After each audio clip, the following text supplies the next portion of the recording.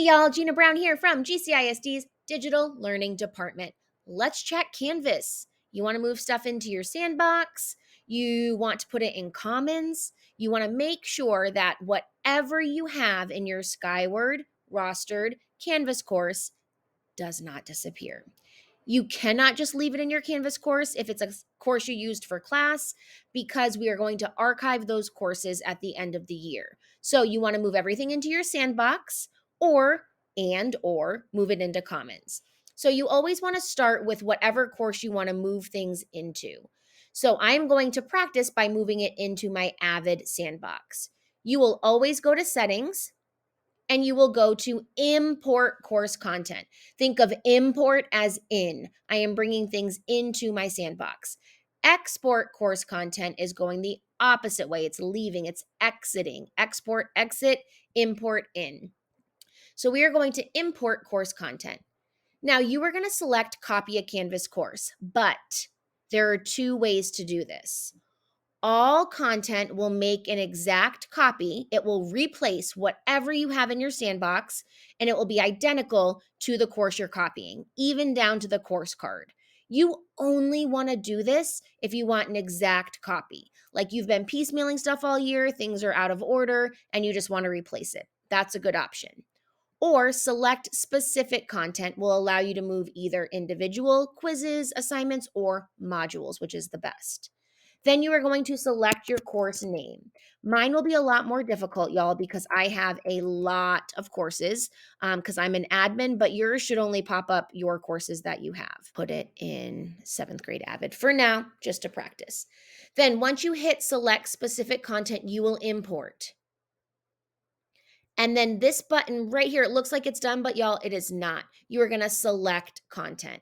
And then from here, you are able to select all 24 modules, which I think is the best, y'all, because then it will just move all your modules just the way it is, but it will leave your sandbox course the way it is and add these things in. If you want to get even more specific, you can go down and you can select specific modules.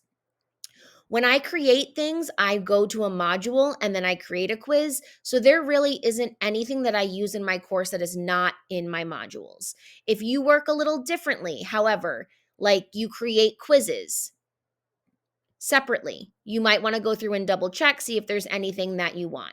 But for me, I put everything in my modules so I can just move that entire thing. Hey, y'all, this is a little side edit. I would not only suggest selecting modules, I would also select files. This will ensure that none of your links will be broken and all of your pictures will transfer a lot better, so you won't have those kind of screenshot images. So I would suggest selecting files and the modules. So that way all of your links will be there and ready to go. So this is a little edit to the original video. So I'll click this button and then I will hit select content. And when I do that, you will get this little kind of box that says updating or processing. And then once it's done, y'all, it will look like this. It will say completed. And then you are able to, if you go to whatever course you copied it to, hit refresh, you will be able to see it there.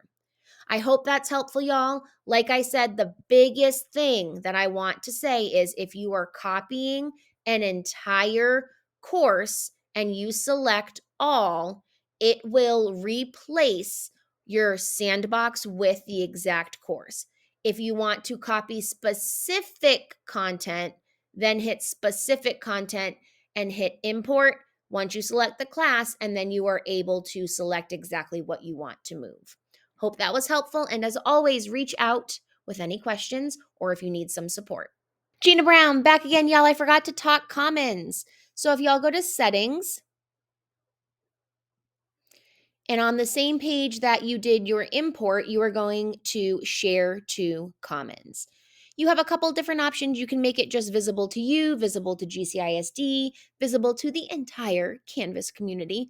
So it's up to y'all. I typically do all of GCISD because what's mine, I love to share, but I don't want it to be public. So all of GCISD, but for this instance, I'm going to do only me just because I'm doing it as a sample. So typically, y'all, my description, I just put exactly what I have as my title. And then if you want to name what year, you can. For my tags, I always put my name 2 different ways. This way, if I want to just search tags, I can find all of the things that I have put in. And then y'all, I find a cute image, I find something that I can put as my kind of course cover.